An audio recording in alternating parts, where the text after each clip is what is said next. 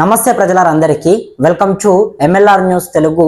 నేను మీ కొత్తూరు రమేష్. తెలంగాణ రాష్ట్రంలో out sourcing ఉద్యోగుల గురించి మనం ప్రతిరోజు కూడా మాట్లాడుతూ ఉన్నాము.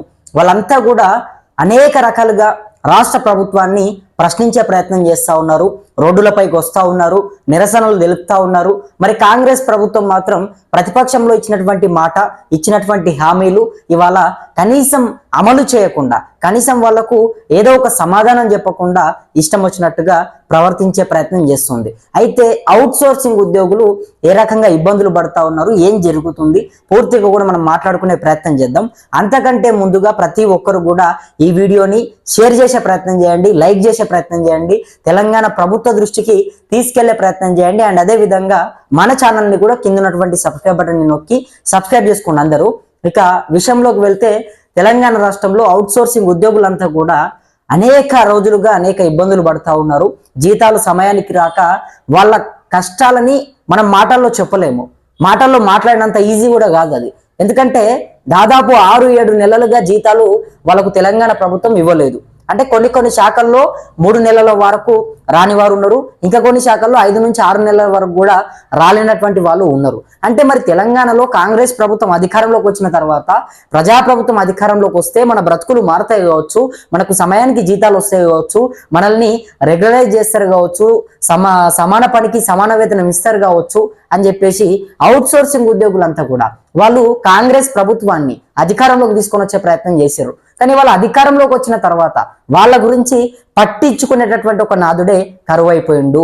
ఎక్కడ పోయిందో తెలియదు, ఎవరు కనబడట్లేదు, ఎవరు వాళ్ళ సమస్యలను పట్టించుకోవట్లేదు, ఎవరు వాళ్ళ కన్నిటిని తుడిసే ప్రయత్నం చేయట్లేదు, వాళ్ళ కష్టాలకు ఒక పులి స్టాప్ పెట్టడానికి ఇవాళ ఎవరు కూడా ముందుకు రావట్లేదు. అంటే దాదాపు తెలంగాణ రాష్ట్రంలో 4 నుంచి 5 లక్షల మంది వరకు అవుట్ సోర్సింగ్ ఉద్యోగులు ఉన్నారు. వీళ్ళందరికీ కూడా కాంగ్రెస్ ప్రభుత్వం ప్రతిపక్షంలో ఉన్నప్పుడు వాళ్ళకు చెప్పినటువంటి మాటలు, వాళ్ళకి ఇచ్చినటువంటి హామీలు ఏంటంటే, ఉద్యోగులని మా ప్రభుత్వం కనుక అధికారంలోకి వస్తే మిమ్మల్ని రెగ్యులరైజ్ చేస్తామని చెప్పారు. తర్వాత సమాన పనికి సమాన వేతనం ఇస్తామని చెప్పారు. మరీ ముఖ్యంగా ఏజెన్సీ సిస్టాన్ని మొత్తం కూడా రద్దు చేస్తాము. ఏజెన్సీ సిస్టమ్ వల్ల అవుట్ సోర్సింగ్ ఉద్యోగులంతా కూడా తీవ్రంగా నష్టపోతా ఉన్నారు, వాళ్ళ కష్టం మొత్తం కూడా వృధా అవుతా ఉన్నదని చెప్పి ఏజెన్సీ సిస్టమ్ రద్దు చేస్తామని చెప్పారు. ఉద్యోగ భద్రత కల్పిస్తామని చెప్పారు. మరి వాళ్ళకి ఎక్కడ కూడా ఇబ్బంది లేకుండా సెలవులు ఇస్తాము, అది ఇస్తామని చెప్పి చాలా చక్కగా చెప్పారు. ఇవంతా బాగా ఉన్నాయి. అవుట్ సోర్సింగ్ ఉద్యోగుల కష్టాల గురించి కాంగ్రెస్ ప్రభుత్వం చెప్పినటువంటి మాటలు వాస్తవంగా చాలా మంచివి. కానీ అమలు చేయాలి కదా. స్టేజ్లపైకి ఎక్కి మైకులు పట్టుకొని మాట్లాడితే కాదు కదా, అమలు చేయాలి.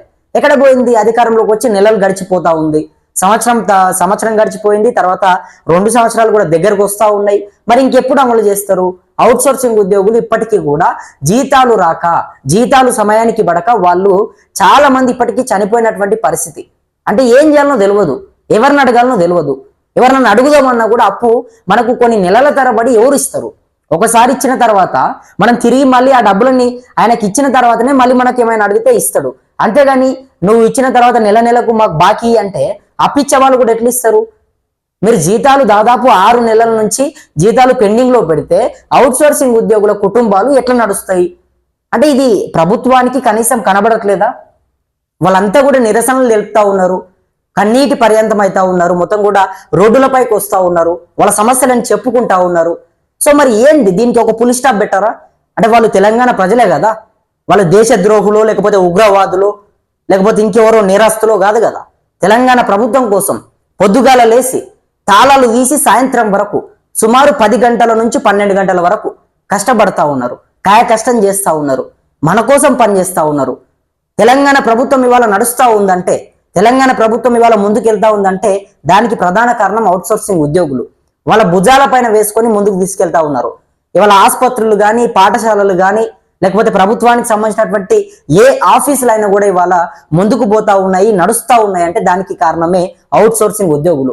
వాళ్ళు పని చేయకపోతే, వాళ్ళు పొద్దున లేచిపోయి తాళం తీయకపోతే ఏ ఆఫీసు కూడా ఓపెన్ కాదు, ఏ సంస్థ కూడా నడవదు. కానీ అటువంటి అవుట్సోర్సింగ్ ఉద్యోగులకు ఇవాళ 6-7 నెలలుగా జీతాలు పెండింగ్ లో పెట్టిర్రు. మరి దయచేసి రేవంత్ రెడ్డి గారికి చెప్తా ఉన్నాం, ఆ జీతాలను వేయండి ఇప్పటికే.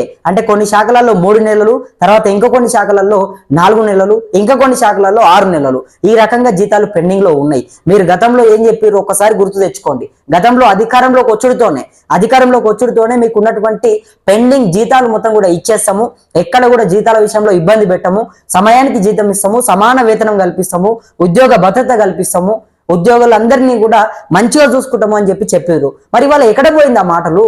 మీరు చెప్పడం అనేది 100కు 200% చాలా మంచి నిర్ణయం. అది మంచి మాటలు చెప్పారు, అందరినీ కూడా భరోసా కల్పించారు, వాళ్ళందరికీ కూడా అండగా ఉంటామని చెప్పారు. కానీ అండగా ఉండాలి కదా, మీరు అధికారంలోకి వస్తే అండగా ఉంటారని చెప్పి మీరు చెప్పడంతో వాళ్ళు మిమ్మల్ని అధికారంలోకి తీసుకొని వచ్చారు, కాంగ్రెస్ ప్రభుత్వానికి అవకాశం కల్పించారు. 4 నుంచి 5 లక్షల వరకు ఉన్నటువంటి అవుట్సోర్సింగ్ ఉద్యోగులంతా కూడా మిమ్మల్ని అధికారంలోకి తీసుకొని వచ్చే ప్రయత్నం చేశారు. మరి వాళ్ళకు మీరు ఇచ్చినటువంటి మాటను పక్కన పెట్టేసి మళ్ళీ అదే గత పాలకుల లెక్క చేస్తే ఎట్లా? జీతాలు 6-7 నెలలుగా పెండింగ్ లో పెడితే ఆ కుటుంబం ఎట్లా ముందుకు పోతుందండి?